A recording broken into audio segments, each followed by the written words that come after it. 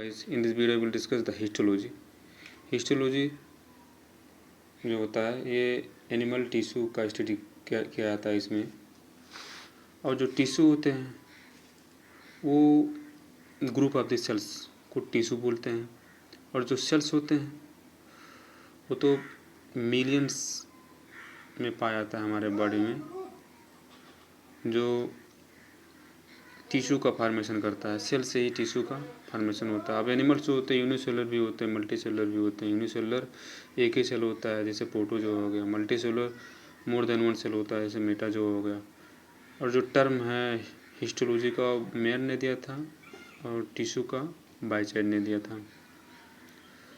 अब मेनली जो टिश्यू का स्ट्रक्चर होता है ऐसे होता है, इसमें नर्व ब्लड वेसल्स वो भी होते हैं जो ऑक्सीजन एंड न्यूट्रिशन प्रोवाइड करते हैं टू द टिश्यू।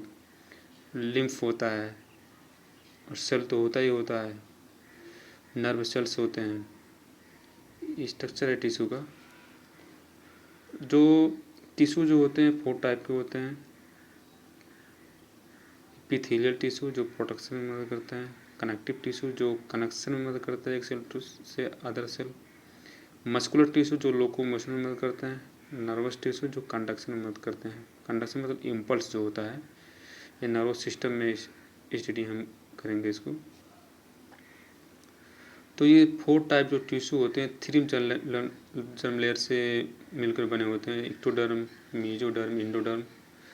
जैसे एक्टोडर्म से स्किन बनता है, मेसोडर्म से ये सब बनता है इंडोथेलियम, इंडोमेट्रियम, इंडोकार्डियम। इंडोथेलियम जो होते हैं ये सेल्स के जो सेल्स होता है उनके इनर पार्ट को बोलते हैं। इंडोमेट्रियम जो यूटेरस के इनर लेयर को बोलते हैं। इंडोकार्डियम जो हार्ट के लेयर में पाया जाता है।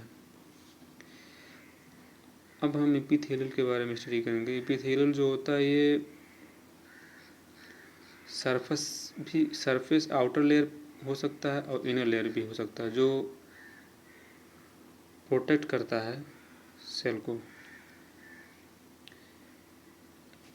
अब जो एपिथेलियल सेल होते हैं ये 6 टाइप में बांटा गए हैं, जैसे कि pseudo stratified epithelium, transitional epithelium, sensory epithelium, germinal epithelium, pigmented epithelium and glandular epithelium.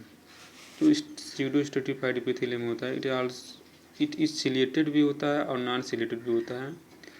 And इसके पास गोबलेट सेल भी होता है जो म्यूकस का सिक्रेशन करता है। ये कहाँ पर पाए जाते हैं? ये ट्रेकिया में पाए जाते हैं एंड वासा डिफरेंशिया में पाए जाते हैं। वासा डिफरेंशिया जो टेस्टिस में होता है।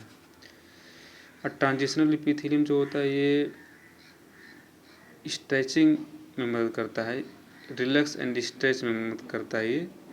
ये आपके यूरिनरी ब्लैडर के वॉल में पाया जाता है। सेंसरी एपिथेलियम जो होते हैं ये रेटिना में पाया जाता है। जर्मिनल जो होता है गोनाड्स में पाया जाता है, जैसे कि आपका टेस्टिस एंड ओवरी हो गया।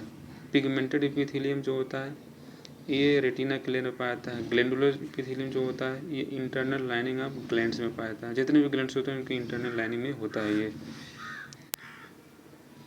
और इसमें डायरेक्ट ना ही ब्लड का सप्लाई होता है ना ही नर्व का सप्लाई होता है। ये भी बहुत ही इम्पोर्टेंट पॉइंट है। सो नेक्स्ट है connective tissue. Connective tissue, as you know, that it help in the connection between two cells. Most abundant tissue होता है हमारे बॉडी का। ये मेसोडर्म से ड्राइव होता है। Type of the connective tissue, mainly connective tissue 4 type के होते हैं। स्पेशल कनेक्टिव टिश्यू जो एडपोज टिश्यू जो होता है इसे हम एडपोज कनेक्टिव टिश्यू भी बोलते हैं। फिर दूसरा स्केलेटल कनेक्टिव टिश्यू, फिर है स्केलेटल कनेक्टिव टिश्यू, फिर है फ्लूइड कनेक्टिव टिश्यू, फिर मस्कुलर कनेक्टिव टिश्यू। अब जो एडपोज जो कनेक्टिव टिश्यू होता है ये आपका एक तरह का फैट्स होते हैं जो हमारे सेल में पाया जाता है। ये 2 टाइप के फैट्स बीच में होता है, ब्राउन फैट भी होता है और वाइट फैट भी होता है। जो हेल्प करता है मतलब कि हीट इंसुलेशन में मदद करता है, ये फूड स्टोरेज में मदद करता है एंड शॉक एब्जॉर्प्शन में मदद करता है, हमारा जो एडपोज टिश्यू होता है।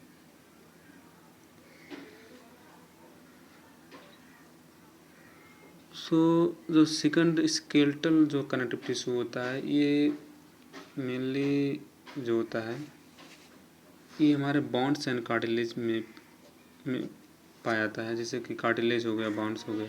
कार्टिलेज का जो सिंथेसिस हुआ है उस कॉन्ड्रोब्लास्ट से हुआ है, जो इमेच्योर टाइप के होते हैं। फिर कॉन्ड्रोब्लास्ट से कॉन्ड्रोसाइट बना, जो मैच्योर हो गया। फिर कॉन्ड्रोजेनेसिस से कार्टिलेज का फॉर्मेशन हो गया। वैसे ही बॉन्ड्स जो होते हैं सेल्स, ऑस्टियोब्लास्ट ऑस्टियोसाइट बना, फिर ऑस्टियोजेनेसिस से ऑस्टियम या बोन का फॉर्मेशन हो गया। अब जो कार्टिलेज में जो होता है नर्व एंड ब्लड वेसल्स जो होते हैं एब्सेंट्स होते हैं, hence nutrients and blood supply हुआ है डिफ्यूजन के द्वारा ब्लड का सप्लाई होता है कार्टिलेज में।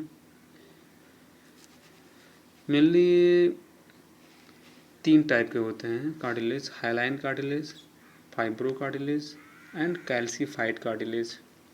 हाइलाइन जो होते हैं ये most important and semi transparent होते हैं, जो हमारे ट्रेकिया के रिंग में पाए जाते हैं और रिब्स के इंड रीजन पे भी पाए जाते हैं। फाइब्रो जो कार्टिलेज होते हैं ये हमारे ईयर पिन्ना में पाए जाते हैं, नोज टिप पे पाए जाते हैं। ये 2 टाइप के होते हैं, वाइट एंड येलो। कैल्सीफाइड जो कार्टिलेज होता है ये हार्डेस्ट कार्टिलेज होता है, जो हमारे प्यूबिक रीजन पेल्विक पे पाया जाता है ये, और गार्डियन फ्राग में पाया जाता है। और जो बॉन्ड्स होते हैं वो 2 टाइप के होते हैं, spongy bonds and compact bond.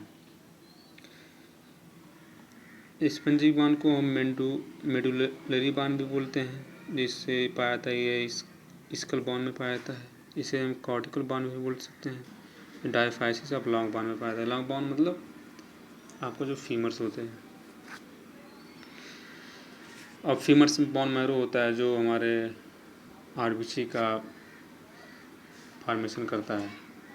Bon marrow भी 2 प्रकार का होता है, red bone marrow, yellow bone marrow. Red bone marrow have more RBC but yellow bone marrow have less RBC. और जो रेड बॉन मैरो होता है ये लॉन्ग बॉन जैसे फीमर के हेड रीजन में पाया जाता है, लेकिन जो वो येलो बॉन मैरो होता है ये बॉन मैरो कैविटी में पाया जाता है, ये अंदर की तरफ। तो जो 2 और जो कनेक्टिव टिश्यू हो, जैसे कि इसमें आ गया फ्लूइड कनेक्टिव टिश्यू, तो इसका स्टडी हम कर चुके हैं। जैसे ब्लड्स हो गया, WBC, RBC, इन सब में ये जो स्टडी हम कर चुके हैं। मस्कुलर कनेक्टिव टिश्यू जो मसल्स में आता है, इसका भी स्टडी कर चुके हैं। Thank you.